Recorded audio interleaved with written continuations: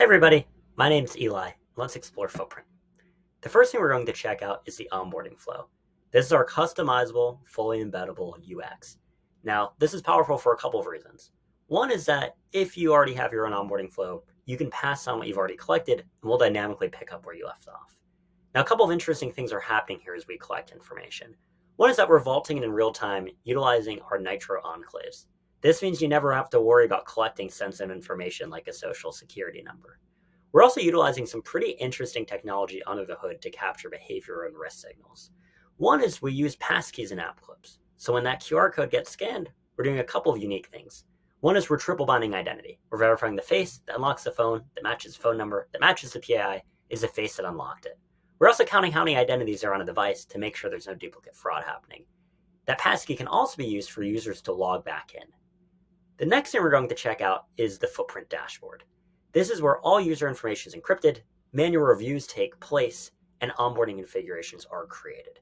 You can go in and you can see which users are complete, incomplete, maybe who needs to go in for a manual review. Let's check out my user here. First, you're going to see all of the encrypted information. This is utilizing our Nitro enclaves that we referenced earlier. You can scan to see an audit trail with risk signals and even that location. Next, based off your permissions, you can decrypt certain bits of PII. Maybe here it was a birthday. And then you can review that user. Maybe we deemed that I was suspicious. So you can add a note, a pin, and you can put that note on the top to make sure that your other team members can see why a user was rejected. Next, let's check out playbooks. This is how you create the onboarding configurations and the information you collect to onboard your users. We have a couple of different types. Onboarding for KYC or off, but let's start with KYC.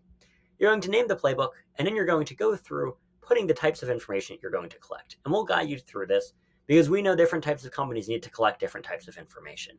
We give you options. Maybe you're okay with users who don't have a social security number or users from overseas. We also let you pick then the documents that are dynamically scanned as a result, and that we believe that there should be one onboarding flow. We don't want you having to email your users back and forth afterwards. Lastly, we'll let you add AML monitoring and adverse media.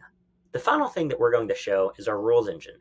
This is a powerful engine to let you decide why you're onboarding users, who's failing, who's going to manual review. So after we finish looking at the scopes, we'll go in here.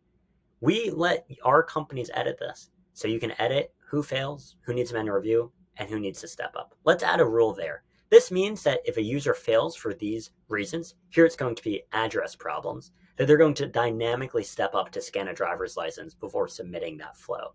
To us, we believe that a really dynamic flow is paramount in making sure it's a frictionless onboarding experience. And success. The rule's been added. I appreciate you taking the time to explore Footprint with me.